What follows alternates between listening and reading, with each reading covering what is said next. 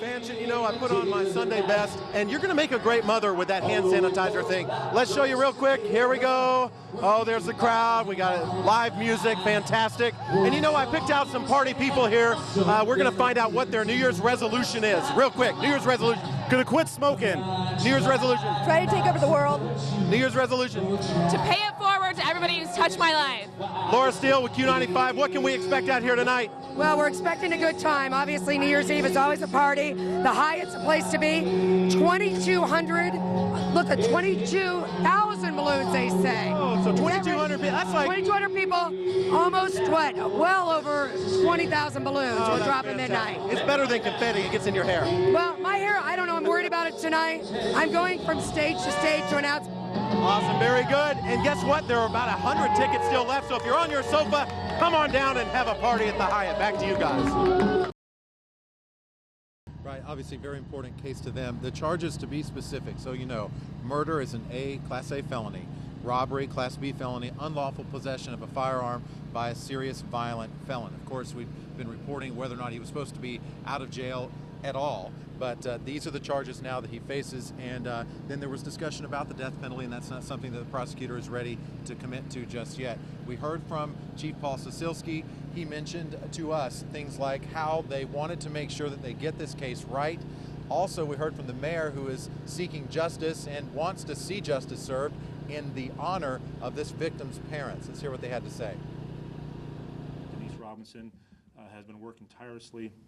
She was in the command van with us the whole time to make sure that we dotted our I's and crossed our T's to get this right. She made very clear to us he wants to celebrate the life of his son, and we will do that.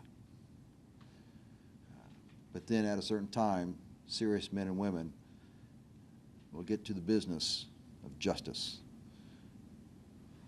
Now, you heard the chief call one of the prosecutors. You heard the chief call one of the prosecutors out by name, thanking her. That's because she was right there, as you heard from the chief, during the time that they were investigating this from the very beginning.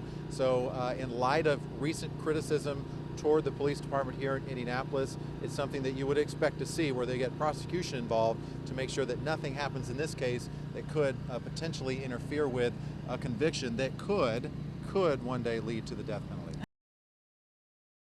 Well, we're just a bit to the northwest of downtown Noblesville on Morse Reservoir, where their house fire was called in to Noblesville Fire Department just before 3 o'clock. Now, I want to show you the solution to the problem. It's right there. That fire hydrant, it was the third fire hydrant that firefighters tried to use and hook up to get water flowing. They said they sat here and watched the house burn, that you're going to see here in just a second in the video. They had to watch it burn for 30 minutes trying to find a consistent water flow out of one of these hydrants, and this is the third one they tried, and that one worked. So let's go to the video. We'll show you smoke pouring out of the structure, a house sitting right on the reservoir, and firefighters just hampered for that long stretch of time trying to get water onto the house. By the time that they were able to start fighting it with water, they were able to get to it, but then they noticed that the structure was starting to collapse inside the attic area.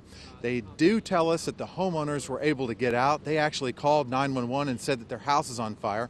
Right now, firefighters would be speculating to say the exact cause here, but they think it may have started back in an area, kind of a sunroom area on the back part of the house that faces the water.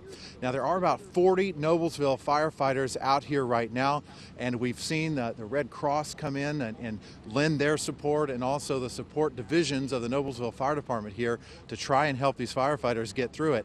It is bitter cold out here. One of those days where when you take your gloves off, your bones start to chill just within about 5 to 10 seconds. So here we have these firefighters. They finally have a water supply. There's the hydrant that's given them the source to the solution here. We'll come right up to it. You can see that the water's draining right out of here just like it should be. So constant flow coming into that hose. It was the third attempt, but they got it going here. We'll keep it covered for you here in Noblesville as firefighters try to keep this fire contained in the house on Sioux Circle. It's just off Hague Road in Noblesville. Gene Cox, live in Noblesville. Back to you.